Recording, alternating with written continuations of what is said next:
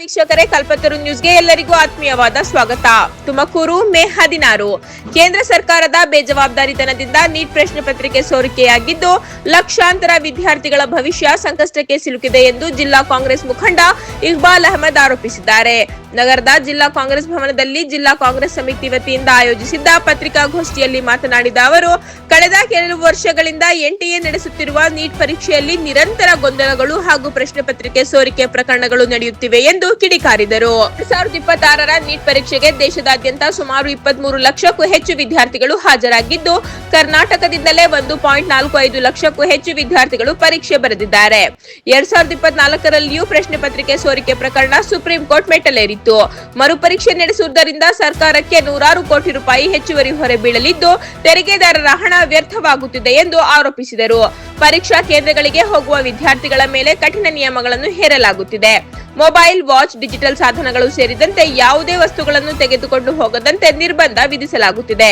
ಆದರೆ ಇಷ್ಟೆಲ್ಲಾ ಕಟ್ಟುನಿಟ್ಟಿನ ನಡುವೆಯೂ ಪ್ರಶ್ನೆ ಪತ್ರಿಕೆ ಸೋರಿಕೆ ತಡೆಯಲು ಎನ್ಟಿಎ ವಿಫಲವಾಗಿರುವುದು ಪ್ರಶ್ನಾರ್ಹ ಎಂದು ಹೇಳಿದರು. ಅಕ್ರಮ ಹಾಗೂ ಕಾಪಿ ಮೂಲಕ ಅರ್ಹತೆ ಇಲ್ಲದವರು ವೈದ್ಯಕೀಯ ಕ್ಷೇತ್ರಕ್ಕೆ ಪ್ರವೇಶ ಪಡೆಯುತ್ತಿರುವುದು ಆತಂಕಕಾರಿ ಬೆಳವಣಿಗೆಯಾಗಿದೆ. ಭವಿಷ್ಯದಲ್ಲಿ ಇಂತಹವರು ಜನರ ಆರೋಗ್ಯದ ಜವಾಬ್ದಾರಿ ಹೊತ್ತರೆ ವೈದ್ಯಕೀಯ ಸೇವೆಯ ಗುಣಮಟ್ಟ ಕುಸಿಯುವ ಭೀತಿ ಇದೆ ಎಂದು ಎಚ್ಚರಿಸಿದರು. ಪರೀಕ್ಷೆಯ ಗೊಂದಲಗಳಿಂದ ಕೆಲ ವಿದ್ಯಾರ್ಥಿಗಳು ಮಾನಸಿಕ ಒತ್ತಡಕ್ಕೆ ಒಳಗಾಗುತ್ತಿದ್ದಾರೆ. ಪರೀಕ್ಷಾ ವ್ಯವಸ್ಥೆಯ ವೈಫಲ್ಯಕ್ಕೆ ಸರ್ಕಾರ ನೇರ ಹೊಣೆ ಹೊತ್ತು ತಪ್ಪಿತಸ್ಥರ ವಿರುದ್ಧ ಕಠಿಣ ಕ್ರಮ ಕೈಗೊಳ್ಳಬೇಕು. ಇಂತಹ ಘಟನೆಗಳು ಮರುಕಳಿಸದಂತೆ ಶಾಶ್ವತ ಕ್ರಮ ಜರುಗಿಸಬೇಕು ಎಂದು ಒತ್ತಾಯಿಸಿದರು. ಹಿಜಾಬ್ ವಿಚಾರವಾಗಿ ಮಾತನಾಡಿದ ಅವರು, ರಾಜ್ಯದಲ್ಲಿ ಹಿಜಾಬ್ ವಿಷಯವನ್ನು ಧಾರ್ಮಿಕವಾಗಿ ತಿರುಚಿ ಸಮಾಜದಲ್ಲಿ ಭೇದ ಭಾವ ಸೃಷ್ಟಿಸುವ ಪ್ರಯತ್ನ ನಡೆಯುತ್ತಿದೆ ಎಂದು ಆರೋಪಿಸಿದರು. ಸರ್ಕಾರವು ಹಿಜಾಬ್ಗೆ ಮಾತ್ರವಲ್ಲ, ವಿವಿಧ ಧರ್ಮಗಳ ಆಚರಣೆಗಳಿಗೆ ಅನುಗುಣವಾಗಿ ಉಡುಪುಗಳಿಗೆ ಅವಕಾಶ ನೀಡಿದೆ.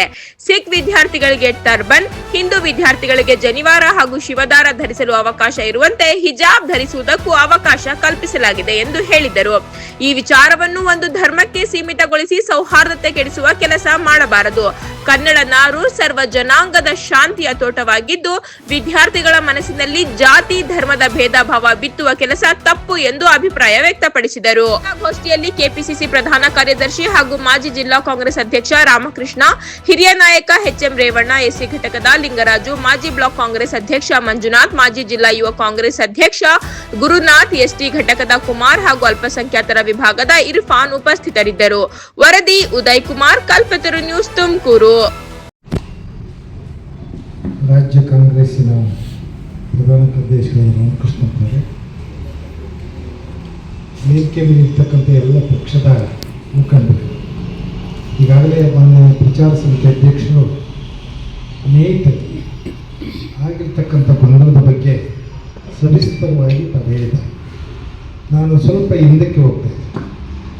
ನಮ್ಮ ಕರ್ನಾಟಕದಲ್ಲಿ ಮೊದಲು ವೀರಪ್ಪ ಮೊಯ್ಲಿ ಮುಖ್ಯಮಂತ್ರಿ ಆಗಿದ್ದಾಗ CET ಅಂತ ಎಕ್ಸಾಮಿನೇಷನ್ ಮಾಡ್ತಾರೆ. ಇದೇ ವೈದ್ಯಕೀಯ ಇಂಜಿನಿಯರಿಂಗ್ ಅಂದರೆ ದೇಶಾದ್ಯಂತ ರಾಜ್ಯದಲ್ಲಿ ವೈದ್ಯರಾಗಬೇಕು, ಇಂಜಿನಿಯರ್ ಆಗಬೇಕು ಅಂತ ಮಹತ್ವಾಕಾಂಕ್ಷೆಯನ್ನು ಬಹಳಷ್ಟು ವಿದ್ಯಾರ್ಥಿಗಳು ಕನಸನ್ನು ಕಂಡಿರ್ತಾರೆ. ಅದ್ರ ಬಗ್ಗೆ ವೀರಪ್ಪ ಮೊಯ್ಲಿ ಅವರಿದ್ದಾಗ PUCನಲ್ಲಿ ಬಂದಂಥ ಮಾರ್ಕ್ಸ್ 50%, CETನಲ್ಲಿ ಬಂದ ಮಾರ್ಕ್ಸ್ 50% ಇಟ್ಕೊಂಡು 75% ಸೀಟ್ಗಳನ್ನು ಕೊಡ್ತಕ್ಕಂಥ ವ್ಯವಸ್ಥೆ ಇತ್ತು. ಅದು ರದ್ದಾಗಿ, ನಾನು ಭಾಳಷ್ಟು ವಿಷಯ ಹೇಳಬಹುದು, ಅದು ರದ್ದಾಗಿ ರಾಷ್ಟ್ರಮಟ್ಟದಲ್ಲಿ ನೀಟ್ ಎಕ್ಸಾಮಿನೇಷನ್ ಆಗಬೇಕು ಅಂತ ಒಂದು ರಾಷ್ಟ್ರಮಟ್ಟದಲ್ಲಿ ತೀರ್ಮಾನ ಆದ ಪ್ರಕಾರ ಆ ನೀಟ್ ಎಕ್ಸಾಮಿನೇಷನ್ನು ಈಗ ಯಾವುದೇ PUCನಲ್ಲಿ ಅವನು 99% ಅಲ್ಲ 100 ತಕ್ಕೊಂಡ್ರೆ ಆ ಮಾರ್ಕ್ಸನ್ನು ಪರಿಗಣಿಸಲ್ಲ. ಅವರು ನೀಟ್ನಲ್ಲಿ ಏನು ಮಾರ್ಕ್ಸ್ ತೆಗಿತಾನೆ 700 ಮಾರ್ಕ್ಸ್ಗೆ, ಅದರ ಆಧಾರದ ಮೇಲೆ ವೈದ್ಯಕೀಯ ಮತ್ತು ಇಂಜಿನಿಯರಿಂಗ್ ಇತರೆ ಇಲಾಖೆಗಳ ಬಗ್ಗೆ ಆಯ್ಕೆ ಮಾಡ್ತಾರೆ. ಅದಕ್ಕೋಸ್ಕರ ವಿದ್ಯಾರ್ಥಿಗಳು 10 ತಿಂಗಳು ಈ ಕಡೆ PUCಯ ಪಠ್ಯ ವಸ್ತು ಮತ್ತು ನೀಟಿನ ವ್ಯವಸ್ಥೆಯನ್ನು ಕಣ್ಣಿಗೆ ಎಣ್ಣೆ ಒಯ್ಕೊಂಡು 10 ತಿಂಗಳು ಬಹಳ ಕಷ್ಟಪಟ್ಟು ಓದ್ತಾರೆ. ವೈದ್ಯಕೀಯ ಮತ್ತು ಇಂಜಿನಿಯರ್ ಕನಸು ಕಂಡುಕೊಂಡ್ರು. ಅಂತಹ ಪರೀಕ್ಷೆ ಕೇಂದ್ರ ಸರ್ಕಾರದ ಹೊಣೆಗಾರಿಕೆ. ಕೇಂದ್ರ ಸರ್ಕಾರ BJP ಸರ್ಕಾರ ಬಂದಾದ ಮೇಲೆ, ಮಾನ್ಯ ನರೇಂದ್ರ ಮೋದಿ ಅವರ ನಾಯಕತ್ವದಲ್ಲಿ ಬಂದಾದ ಮೇಲೆ 7 ಬಾರಿ ಪ್ರಶ್ನೆ ಪತ್ರಿಕೆಗಳು ಲೀಕ್ ಆಗಿದೆ 7 ಬಾರಿ. ಈ ವೈಫಲ್ಯ ಕೇಂದ್ರ ಸರ್ಕಾರವೇ ಹೊರಬೇಕಲ್ಲ. ಮಾನ್ಯ ಪ್ರಧಾನಮಂತ್ರಿಗಳಾಗಲಿ, ಎಜುಕೇಶನ್ ಮಿನಿಸ್ಟರ್ ರಾಜೀನಾಮೆ ತೆಗೆಬೇಕಾಯ್ತು. ಅವರು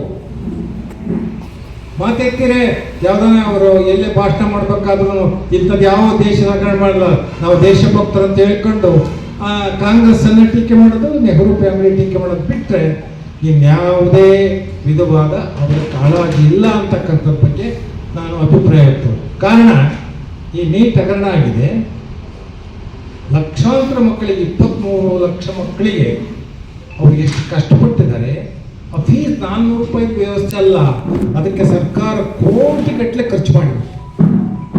ಅದಕ್ಕೆ ಮತ್ತೆ ವ್ಯಯ ಮಾಡಬೇಕು. ಇದು ದೇಶಕ್ಕಾದಂಥ ನಷ್ಟ ಅಲ್ವಾ? ಅವರ ಅಭಿಪ್ರಾಯದಲ್ಲಿ ಅದು ದೇಶಕ್ಕೆ ತ್ಯಾಗ ಮಾಡಿದ್ವಿ. ನಾವು ತ್ಯಾಗ ಮಾಡಿದ್ವಿ. ಏನು ತ್ಯಾಗ ಮಾಡಿದ್ದೀರಿ? ಆದರೆ ಇನ್ನೊಂದು ತಮ್ಮ ಗಮನಕ್ಕೆ ತರ್ತೇನೆ. ಇಷ್ಟೆಲ್ಲ ಆಗಿದ್ರು ಸಹ ಮಾನ್ಯ ಪ್ರಧಾನಮಂತ್ರಿಗಳು ಇಂತಹ ವಿದ್ಯಾರ್ಥಿಗಳಿಗೆ ಈ ಥರ ನಿಮಗೆ ಭಾಳ ತೊಂದರೆ ಆಗಿದೆ, ಮತ್ತೆ ಮರುಪರೀಕ್ಷೆ ಮಾಡ್ತಾ ಇದ್ದೀವಿ, ನೀವೆಲ್ಲ ತಯಾರಾಗಿ, ಇದಕ್ಕೆಲ್ಲ ವಿಷಾದ ವ್ಯಕ್ತಪಡಿಸ್ತೇನೆ, ಸಂಬಂಧಪಟ್ಟವ್ರಿಗೆ ಸೂಕ್ತ ಕ್ರಮ ಕೈಗೊಳ್ತೀನಿ ಎಂದು ಒಂದು ಸಾಂತ್ವನ ಹೇಳಬಹುದಾಯಿತು. ಇಲ್ಲಿವರೆಗೂ ಪ್ರಧಾನಮಂತ್ರಿಗಳು ಈ ಗಣಿತ ಬಗ್ಗೆ ಚಕಾರನೇ ಎತ್ತಿಲ್ಲ. ಇದು ಅವರ ವೈಫಲ್ಯ ಅಥವಾ ಇದರ ಬಗ್ಗೆ ಅವರಿಗೆ ಗೊತ್ತೇ ಇಲ್ಲ ಅನ್ನೋ ರೀತಿಯಲ್ಲಿ ವರ್ತಿಸ್ತಾ ಇದ್ದಾರೆ. ಎರಡನೇ ಪಾಯಿಂಟು, ಅದೇ ಬಿಜೆಪಿ ಸರ್ಕಾರದಲ್ಲಿ ಏನು ಕಾಂಗ್ರೆಸ್ NSU ಇದೆ, ಆ ಥರ ಅವ್ರದ್ದು ಒಂದು ABVP ಇದೆ.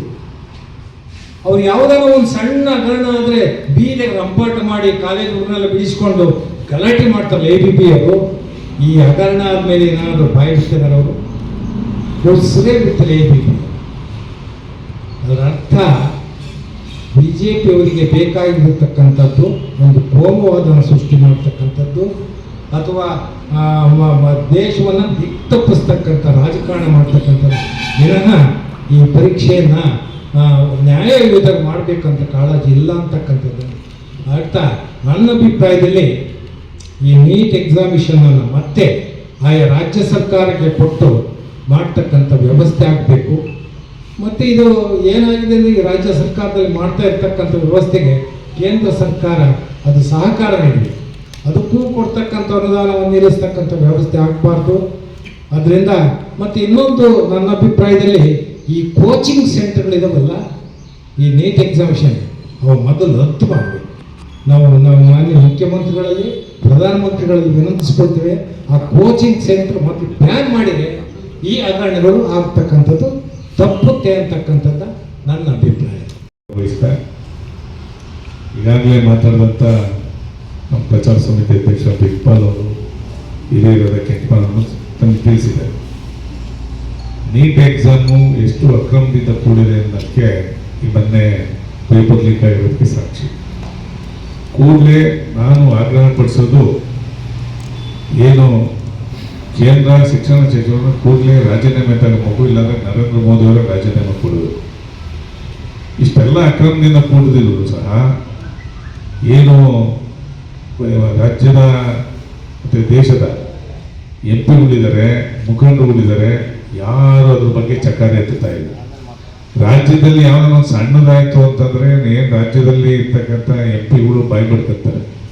ಇದು ದೇಶನ 23-24 ಲಕ್ಷದ ಮಕ್ಕಳುಗಳ ಭವಿಷ್ಯನ ಹಾಳು ಮಾಡ್ತಕ್ಕಂಥ ವಿಷಯ. ಇದು ಈ ಥರ ಟಿವಿನಲ್ಲಿ ಬರ್ತಾ ಇತ್ತು. ರಾಜಸ್ಥಾನದಲ್ಲಿ ಒಬ್ಬರಿಗೆ 650 ನಂಬರ್ ಬರ್ತಾ ಇತ್ತು ನಂದು. ಈಗ ಆಗುತ್ತೋ ಇವತ್ತು ಆತ್ಮಹತ್ಯೆ ಮಾಡ್ಕೊಂಡಿದ್ದಾರೆ. ಇನ್ನು ಇವರು ಜೂನ್ 21ಕ್ಕೆ ಏನು ಪರೀಕ್ಷೆ ನಿಗದಿ ಮಾಡಿದ್ದಾರೆ, ಅಷ್ಟೊತ್ತಿಗಿನ್ನ ಎಷ್ಟು ಜನ ಮಕ್ಕಳುಗಳು ಆತ್ಮಹತ್ಯೆ ಮಾಡ್ಕೊತಾರೋ ಗೊತ್ತಿಲ್ಲ. ಇದಕ್ಕೆಲ್ಲ ಕಾರಣ ನರೇಂದ್ರ ಮೋದಿ ಅವರೇ ಇದಕ್ಕೆ ಕಾರಣ. ಹಾಗಾಗಿ ಏನು ಈ ಹಿಂದೆ ಇದಿತ್ತಲ್ಲ ನಮ್ಮ CET ಮತ್ತು COMEDK ಕರ್ನಾಟಕದಲ್ಲಿ, ಆ ನೀತಿಯನ್ನೇ ಜಾರಿಗೆ ತರಬೇಕು, ನೀಟ್ ವ್ಯವಸ್ಥೆನ ರದ್ದುಗೊಳಿಸಬೇಕು. ಆಯಾ ರಾಜ್ಯದಲ್ಲಿ ಇರ್ತಕ್ಕಂಥ ರಾಜ್ಯದ ಮಕ್ಕಳುಗಳಿಗೆ, ನಮ್ಮ ಮಕ್ಕಳುಗಳಿಗೆ ಇಲ್ಲಿ ನಮ್ಮ ರಾಜ್ಯದ ಸೀಟ್ಗಳು ಸಿಗಂಗಾಗಬೇಕು ಅಂತ ಹೇಳಿ ನಾನು ಒತ್ತಾಯ ಮಾಡ್ತಾ, ಏನೀಗ ಮೊನ್ನೆ ನಮ್ಮ ಸರ್ಕಾರ ಏನು ಹಿಜಾಬು ಜನಿವಾರ ಎಲ್ಲ ಇದು ತೀರ್ಮಾನ ಮಾಡಿದೆ, ಅದು ನಾನು ಸ್ವಾಗತ ವಹಿಸ್ತಾ. ಯಾಕೆಂದರೆ ಸ್ವಾತಂತ್ರ್ಯ ಬಂದಾಗಲಿದ್ದ 1947ರಿಂದ 2021 ಮೋಸ್ಟ್ಲಿ BJPನವರು ಇದನ್ನ ಹಿಜಾಬ್ ಪ್ರಕರಣಕ್ಕೆ ಹೋಗಿದ್ರು. ಅಲ್ಲಿ ತನಕ ಸುಸೂತ್ರವಾಗಿ ಎಜುಕೇಶನ್ ನಡ್ಕೊಂಡು ಬರ್ತಲೇ ಇತ್ತು. ಇವರು 2021-22 ಹಿಜಾಬ್ ಏನು ಅವ್ರು ಮಾಡಿರೋ ಉದ್ದೇಶ ಚುನಾವಣೆಗೋಸ್ಕರ ಹಿಂದೂ ಮತ್ತು ಮುಸ್ಲಿಂಗಳ ಮಧ್ಯೆ ಬಿರುಕು ಬಿಡಿಸಿ ಒಂದು ವರ್ಗನ ತನ್ನ ಸೆಳೆಯಕ್ಕೋಸ್ಕರ ಮುಸ್ಲಿಮ್ಸನ್ನ ಕಾಂಗ್ರೆಸ್ನವ್ರು ಓಲೈಸ್ತವ್ರು ಅಂತ ತಿಳಿಸೋಕ್ಕೋಸ್ಕರ ಅದನ್ನು ಹಿಜಾಬ್ ಪ್ರಕರಣ ತಂದು ಇದನ್ನ ರಾಜ್ಯನ ದೇಶನ ಇಬ್ಬಾಗ ಕೋಮು ಗಲಭೆಗೆ ಅವಕಾಶ ಮಾಡಿಕೊಟ್ಟಿರೋದು BJP. ಇಲ್ಲಿ ತನಕ ಹೆಂಗೆ ಎಲ್ಲರೂ ಸೋದರತ್ವದಿಂದ ಎಲ್ಲ ಕಾಲೇಜ್ಗಳಿಗೂ ಆಯಾ ಧರ್ಮದ ಮಕ್ಕಳುಗಳು ಅದನ್ನು ಉಡುಗೆ ತೊಡುಗೆಗಳನ್ನ ತಟ್ಕೊಂಡು ಹೋಗ್ತಾ ಇದ್ರು. ಅದಕ್ಕೆಲ್ಲ ಮೂಲ BJPಯವರು ಇದನ್ನು ಈ ಎಲ್ಲ ದೇಶದ ಎಲ್ಲ ಇದು ಅದನ್ನು ಖಂಡಿಸ್ಬೇಕು ಅಂತ ಹೇಳ್ತಾ ಏನು ನಮ್ಮ ಸರ್ಕಾರ ತೀರ್ಮಾನ ತಗೊಂಡರೆ ಅದನ್ನು ಮುಖ್ಯಮಂತ್ರಿಯವರಿಗೆ, ಉಪಮುಖ್ಯಮಂತ್ರಿಯವರಿಗೆ, ನಮ್ಮ ಶಿಕ್ಷಣ ಸಚಿವರಿಗೆ ಅಭಿನಂದನೆ ಹೇಳಿ ಏನಿವತ್ತು ನೀಟ್ ಅಕ್ರಮ ಆಗಿದೆ ಕೂಡಲೇ ಕೇಂದ್ರ ಸರ್ಕಾರದ ಮಂತ್ರಿ ರಾಜೀನಾಮೆ ಅಥವಾ ಮೋದಿಯವರು ರಾಜೀನಾಮೆ ಕೊಡಬೇಕು ಅಂತೇಳಿ ಆಗ್ರಹ ಪಡಿಸ್ತಾ, ಯಾಕಂದರೆ ಮಿಕ್ಕಿದ ವಿಚಾರ ಎಲ್ಲ ಮಾತಾಡಿದರು. ಹಾಗಾಗಿ ಅವ್ರು ಹೇಳಿದ್ದೆ ನಾನು ಹೇಳೋದು ಸೂಕ್ತ ಅಲ್ಲ ಅಂತ ಹೇಳ್ತಾ